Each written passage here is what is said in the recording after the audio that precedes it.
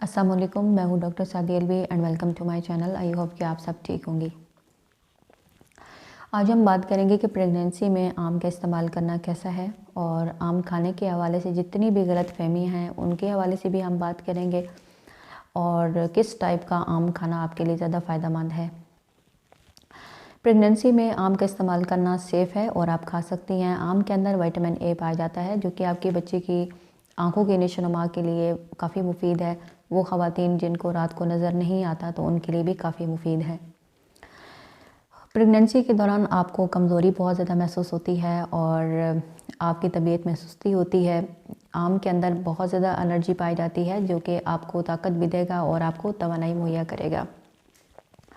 Pregnancy के दौरान जो है काफ़ी सारे ऐसे चीज़ें होती हैं जिनका इस्तेमाल करना काफ़ी ज़्यादा मुफीद है, जैसे कि बहुत सारे विटामिन।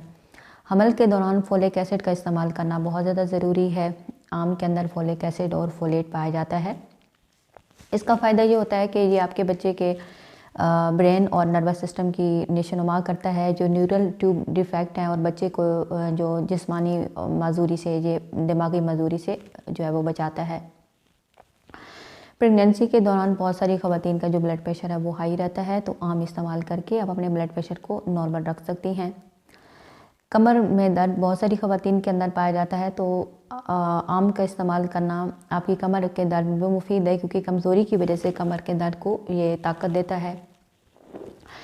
अगर आप चाहती हैं कि आपका आने वाला बच्चा खूबसूरत हो, गोरा हो और हेल्दी हो, तो आपने आम का इस्तेमाल करना है। इसके अंदर पाए जाने वाला विटामिन सी आपके बच्चे को खूबसूरत बनाता है और आपके बच्चे को सेहतमंद बनाता है।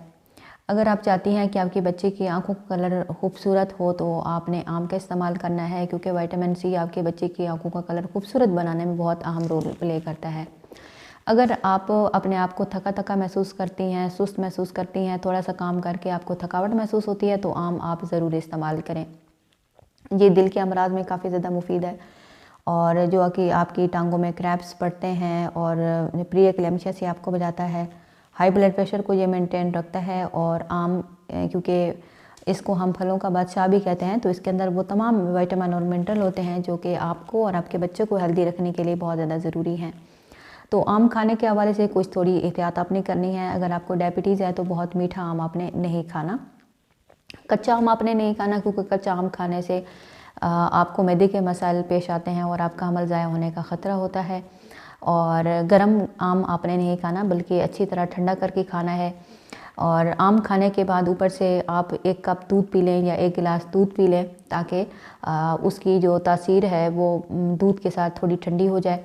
आम का आप शेक भी बना के पी सकती हैं, आम का जूस बना के पी सकती हैं, आम की और बाकी फ्रूट्स को मिक्स करके आप उसकी फ्रूट चाट भी बना के खा सकती हैं, जिस तरह आपको इजी हो। डेली आप कितने आम खा सकती हैं? अगर साइज़ में बड़ा है तो 1 काफ़ी है, अगर छोटे हैं तो आप 2 से 3 आम खा सकती हैं। अगर मिल्क शेक बना के पिएँ तो वो और ज़्यादा बेस्ट है, तो उस तरह से भी आप खा सकती हैं। तो आई होप कि आज की वीडियो आपके लिए काफ़ी हेल्पफुल साबित होगी। और एक और मिसकंसेप्शन जो कि क्लियर करना ज़रूरी है कि बहुत सारे लोगों का ये ख़्याल होता है कि आम खाने से हमल ज़ाया हो जाता है और आम खाने से माँ और बच्चे को यरकान होता है।